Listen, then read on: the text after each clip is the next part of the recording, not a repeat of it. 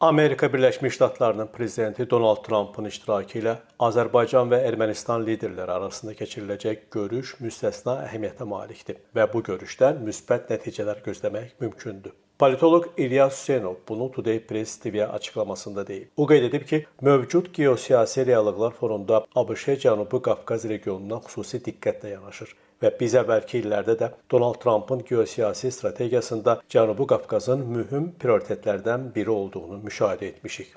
Cənab Prezident İlham Əliyevin də Trumpın prezident seçilməsindən sonra və eləcə də fəaliyyətə başlamasından sonra ünvanladığı məktubda diqqəti cəlb edən məsələ bundan ibarətdir ki, iqtisadi, siyasi təhlükəsizlik, enerji təhlükəsizliyi məsələlərində, münasibətlərdə yeni dönəmin başlanmasına ümid aydın sezilirdi və Donald Trumpın yeni kadensiyası dövründə Azərbaycan-Amerika Birləşmiş Ştatları münasibətlərinin dinamikliyində müəyyən fərqli yanaşmalar vardır və əlbəttə bizim üçün Donald Trumpın hakimiyyəti əvvəlki dövrdən ciddi surətdə fərqlənir.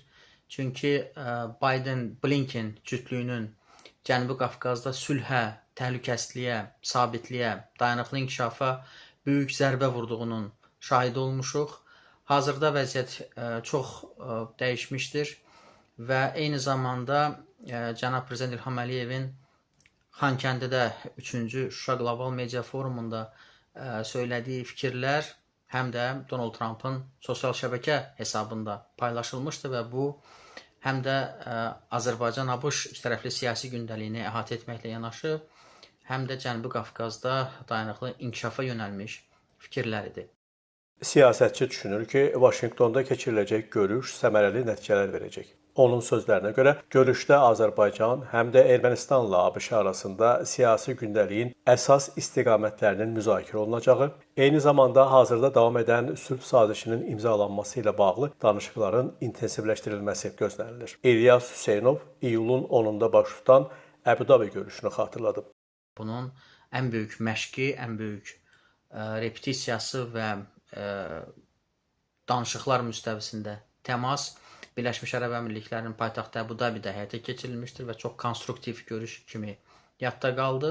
Hazırda isə daha ali səviyyədə və nəticə yönümlü görüş kimi bunu adlandıra bilərik. Çünki həm də Zəngəzur dəhlizinin gələcəyi ilə bağlı da məsələlər masaya yatırılacaq və ümid edirik ki, milli maraqlarımız kontekstində bütün məsələlər öz həllini tapacaqdır və yeni geopolitik reallıqlar kontekstində Azərbaycan sülhün müəllifi kimi bu danışıqlarda iştirak eləyir və bizim üçün substantiv nəticələrin olacağı görüş kimi bunu qiymətləndirmək önəmlidir.